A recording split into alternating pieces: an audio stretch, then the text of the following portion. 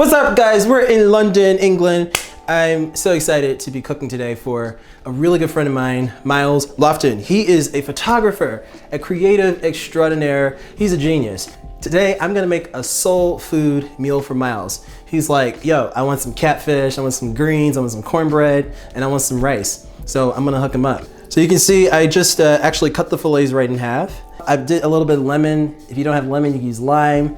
And just rinse it off, a little bit of salt. It helps to take off any of the impurities and also cuts back on any of that like odory flavor.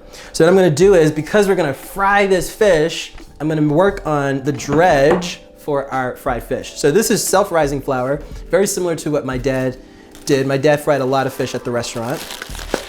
So heaping pinch of salt. I love Maldon. I'm also gonna use some black pepper, just some coarsely ground black pepper. You like it? I love it. We're also gonna do some garlic powder. I'm at my aunt's crib right now. She's got her garlic powder in her coffee tin. Don't ask me why. That goes in. Also got some hot paprika. I love this stuff. Normal paprika is like normal. Hot paprika is for cool people. So add some of that. You wanna add a lot of that. It's kind of got this smoky heat. It's a little spicy. And then here's a little ingredient that might be a little unusual, but some turmeric. I love turmeric inside of things that I fry. It adds color, but it also adds this nice deep richness. So I'm just gonna give that a mix, just like that. Anytime you're frying in a batter, especially you're frying chicken, you're frying fish, you got to make sure that your flour has this kind of smoky orange, Himalayan kind of color. You know, it's kind of pink. That means it's gonna be nice and seasoned. I'm gonna also season my fish with a little bit of salt. Let's give that a toss. That's all she wrote, ready to fry. So we've got our fish ready to go. It's ready to get fried. I've got in here some vegetable oil. Here's a way I actually test how hot the oil is. I use a wooden spoon if I don't have a thermometer. I'm not gonna stick my finger in there, guys. Don't do that. Don't do that. Don't be one of those people. But use a wooden spoon, just kind of go right in, and you'll see they'll start to get the bubbles around the edge of the wooden spoon. That's how you know it's hot. Do a couple pieces at a time. This process reminds me so much of growing up watching my dad fry fish at his restaurant. My dad owned a fish and chip spot in New York, and this is so nostalgic for me. So I'm going about 3 or 4 pieces at a time. You don't want to overcrowd your pan, otherwise it will bring down the temperature of the oil and your food won't be crispy and fried. So we know our fish is ready when it starts to float to the top and it gets nice and crispy. So check this out. Let me get this. Check that out. Beautiful piece of fish, golden brown. That's what we're looking for. So as soon as it comes out of the fryer, I like to hit it with some of my Maldon salt. Oh yeah, Myles gonna love that. Welcome to London.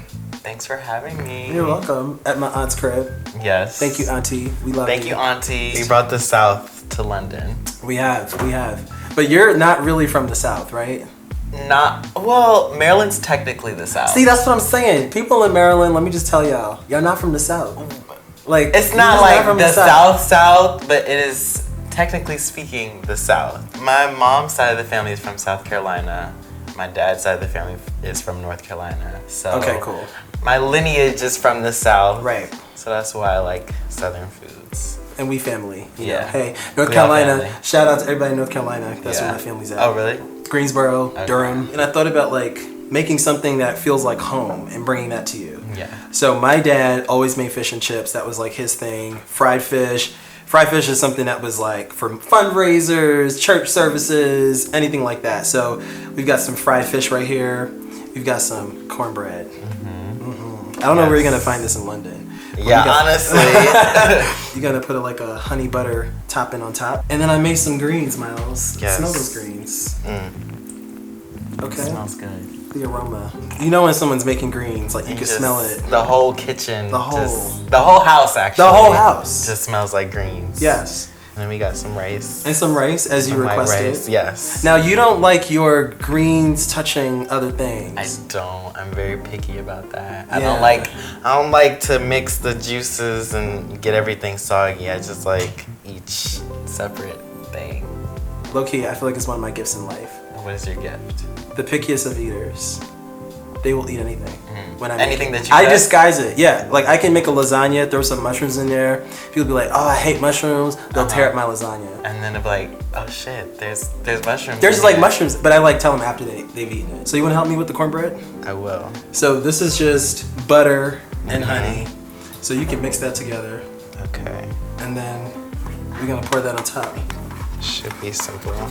Looking good. Looks good. Should I mix it more? No, that's good. Okay. I like it. And then we Okay. just spread it. Oh, okay. Yeah. Do you cook a lot, Myles? I try to cook pretty often. Yeah, as much as I can. Yeah. What's like your go-to meal?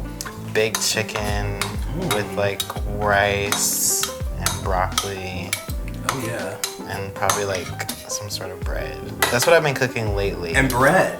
Yeah. The rice and the bread, like garlic bread or just like Like toast? garlic bread. Okay. Yeah, that's what I've been making a lot of lately.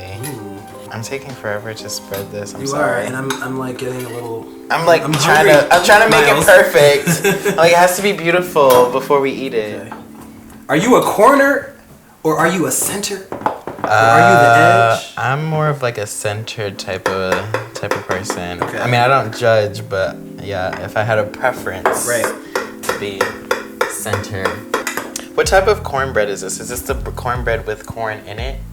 No, it's just a straight up cornbread. It is sweet though. Good. It's a little sweet. Okay. I know some people out there like their savory cornbread that just tastes like biscuits. We're on the same page But in terms I of like my cornbread. sweet cornbread. Yeah, I like cakey, corn. Yeah. They're not ready. Cornbread! Ah! The centerpiece. I bless you. Yes, with the centerpiece. Literally. And it's still nice and warm. Nice and golden. Mm-hmm. And we got our fish. We got our greens here, Myles. I'll let you put some greens on the plate. Yes. Hook it up the way you want. Oh yeah. Since I'm petty. Wish you were here. All of you. You know what, Myles? I think I have to agree with you. The juice touching the bottom of my fried fish. It just It's doesn't just messing work. it up. It just doesn't It's work. kind of messing it up. We should have put them in separate plates. That looks amazing. I want some rice. This is what we do. We eat. Yes. You can't have rice without gravy. Who said? I mean, you can, but All right. I got you. I got some Okay, gravy. I got some okay. gravy. There's some gravy. You want to smell that? it smells good. No, you said your grandmama makes some gravy. She does. Is that enough? That's enough. Oh my goodness. So I'll have some gravy. I think everybody, if your grandparents are alive or whoever cooks in your family, need to if get they're them still alive, recipes. you need to be at their feet of the masters, taking notes. Because then they die and then that's it. I'm sorry, that's true. I mean, though. it's life. Okay, I'm gonna try my first bite. This is literally the first thing I'm eating in a long time all day. Really? Yeah.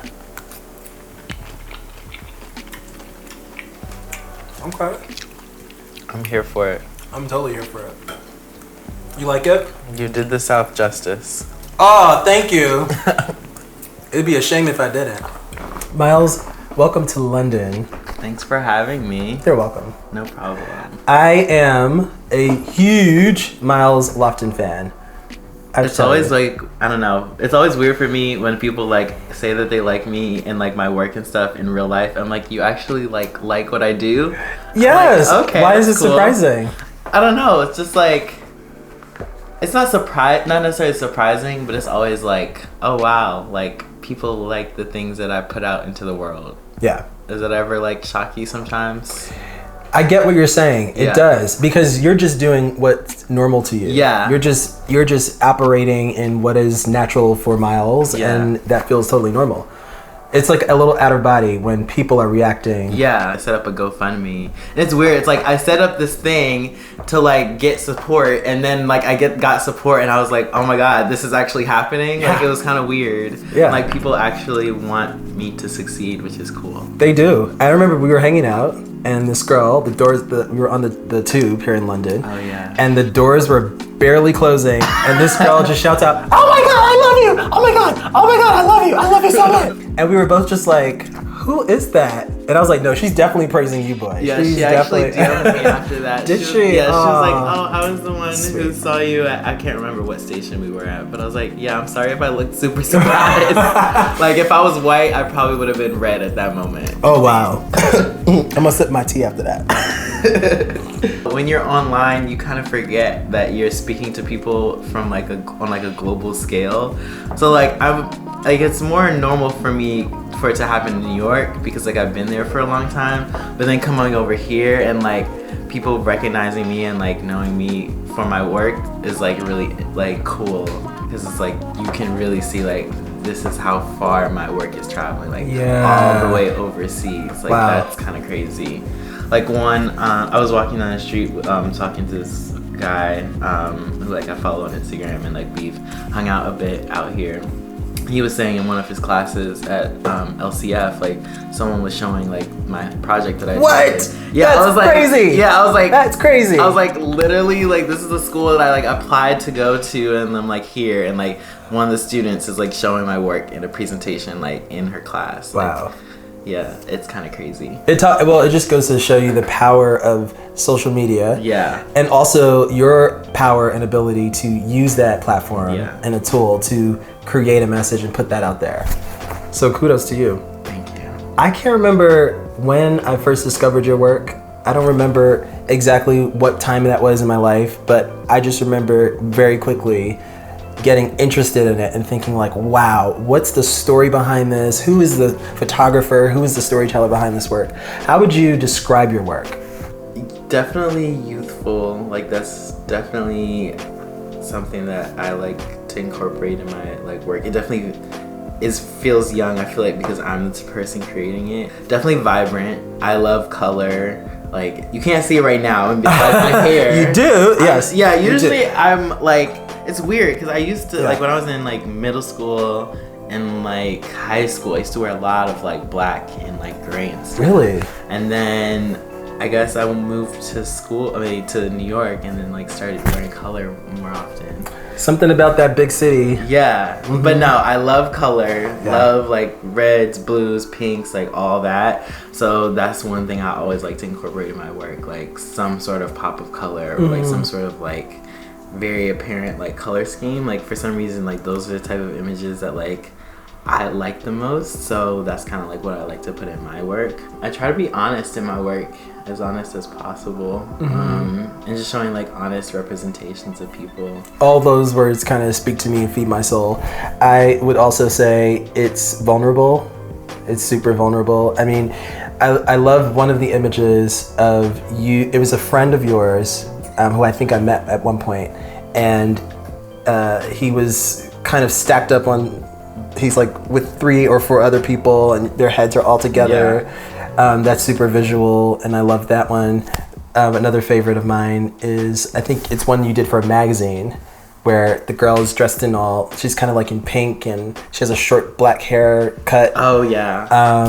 I don't know. I just love the movement Blair. In that. Blair. Hey, Blair. Hey, Blair. You're cute. You were cute in the photo.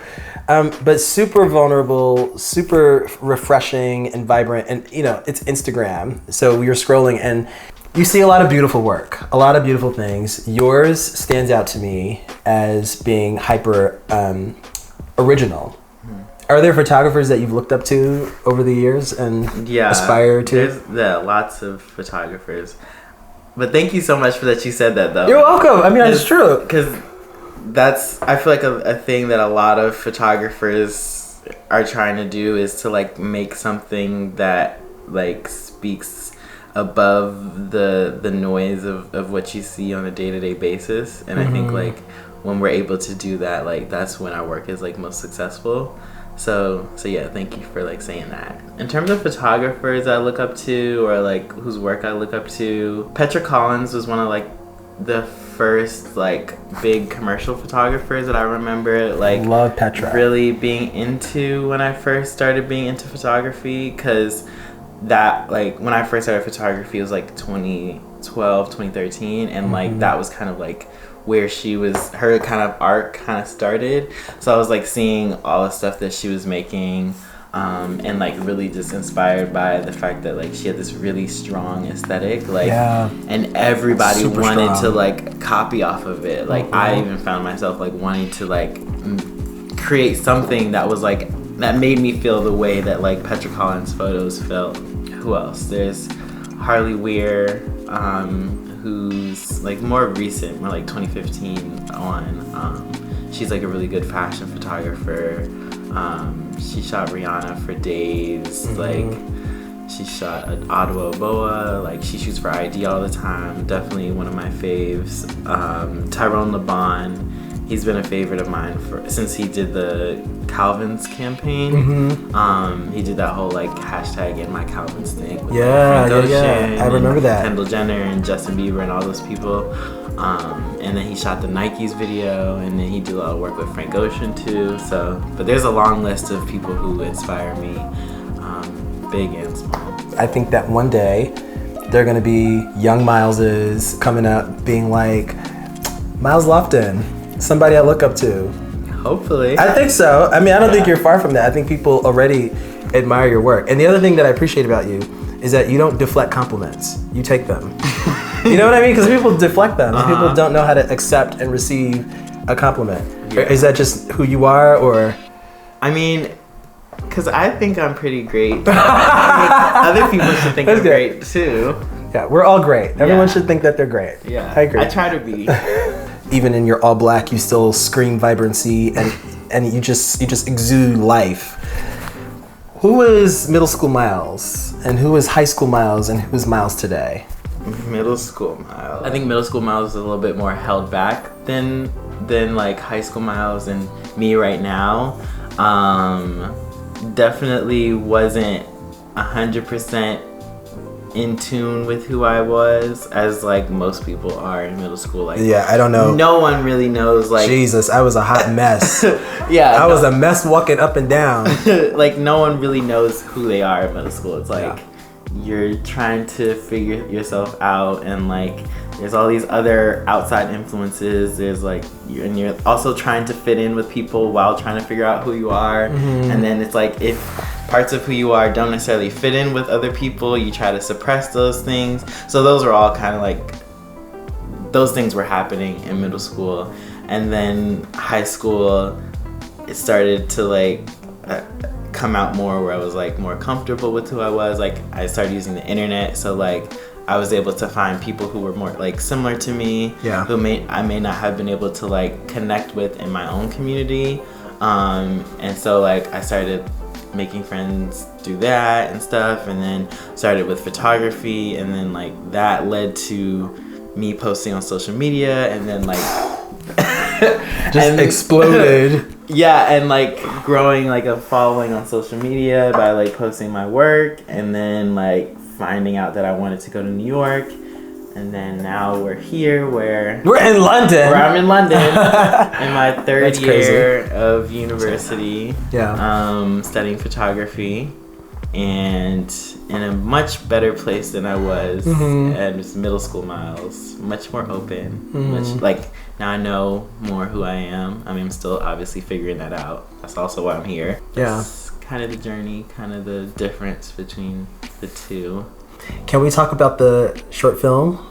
Yes. You made for your mom? Yeah. For your family? I actually haven't even shown it to her yet. Oh, you what? Because I thought you showed it to her. No, I was intending on okay, so I guess I should explain it. So I made this short film. We were talking about the short film, and the short film, it's kind of like every time I talk about it, I'm like, this is like a lot. But essentially it's about I want it to be about the intersections, or like the relationships between blackness and queerness, in like a multitude of ways. So like how queer people interact with the black community. So how like the relationship is between like black queer people and like the general black community, because there's like a bunch of intricacies with that relationship. Totally. There's like, you're part of the community, but it's like you're kind of ostracized from the community, and it's like this community has also experience some sort of discrimination just like you have, but they don't really acknowledge your discrimination that you realize. I mean, that you've experienced, and they're also discriminating against you. Also, just like how Black queer people navigate the world in general.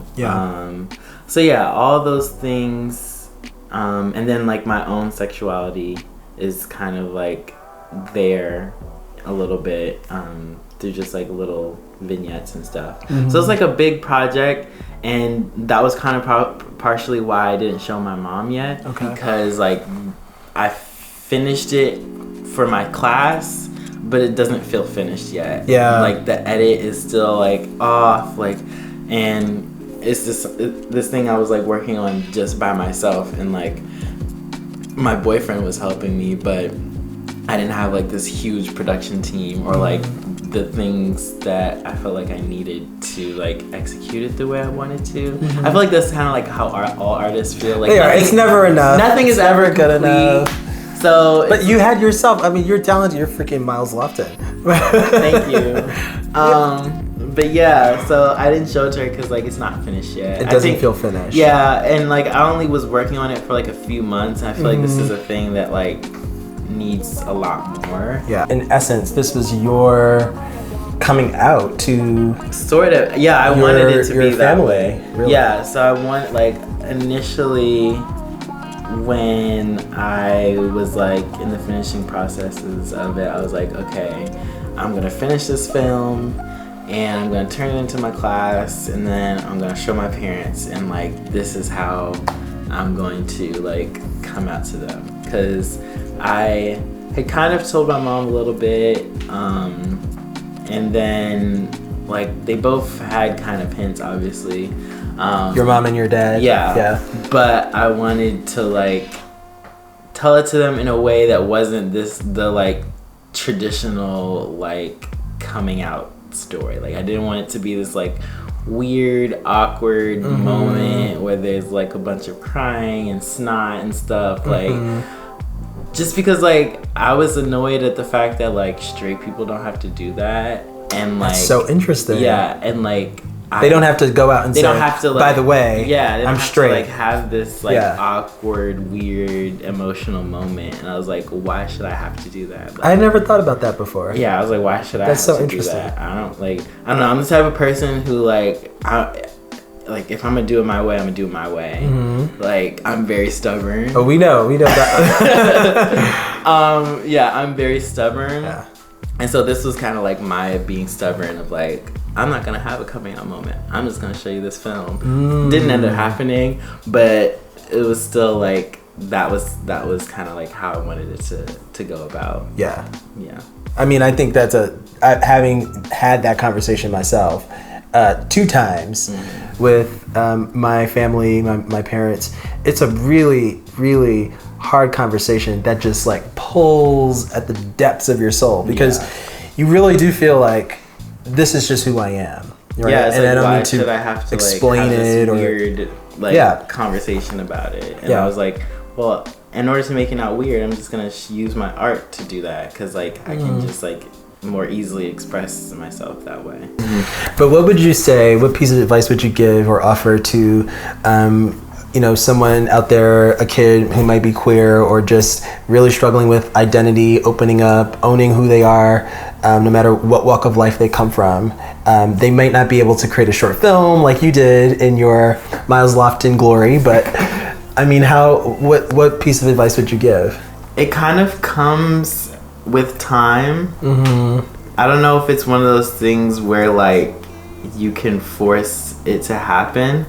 I feel like it's definitely one of those things where like over the period of time of like you realizing things, experiencing certain things, learning certain things, that's how you come to terms with yourself and start to care less about like what other people are thinking. And like once you really like come into your own and like really figure out like who you are, then it's just about you and like not the outside noise, and you can kind of just like tune all that stuff out, because it's like I know who I am, and you can't tell me that I don't know who I am, because I've taken all this time to get to this point, and you're not gonna like knock me back down. Yeah, that's powerful. 3 things you're grateful for. I'm grateful for catfish. Catfish! Even though it's not in London. even though. Grateful for catfish. Yes, love the and catfish. just soul food in general. Yes. I'm grateful for social media. Not necessarily because of the reasons you may think. I'm grateful for it because of like all of the people it's allowed me to meet. Like you and all the other people that I met in London. Like, it's been great. Like, I'm really thankful for it because of the fact that like I came here and had a whole community of people who were like ready to help me like integrate to this like new city where like tons of people come to new cities all the time and like don't know anybody. Yeah. And I'm grateful for like the ability to create, because it's something that like not a lot of people are blessed with. And I think it's like amazing that we're able to like translate these experiences into art, whether it be like in my case like photography, all that type of stuff, and you're making food and music. So yeah, I'm thankful for all those things. I'm grateful for you, Myles, and just for being an open spirit and soul, and just for carrying the light into every room you walk into. Thank you. You carry this amazing light, and I am grateful for I'm grateful for my family here in London, you know, who've just allowed me to be here and relax and recuperate and replenish and all the rerees. And I'm just grateful for the show, grateful for Soul Food Talks as a platform to connect together like minds who care about, you know, making this world a better place, one at a time. That's nice. Cheers to you. Cheers. And you can take the cornbread home, by the way. Yes, the cornbread was very good. Oh, when your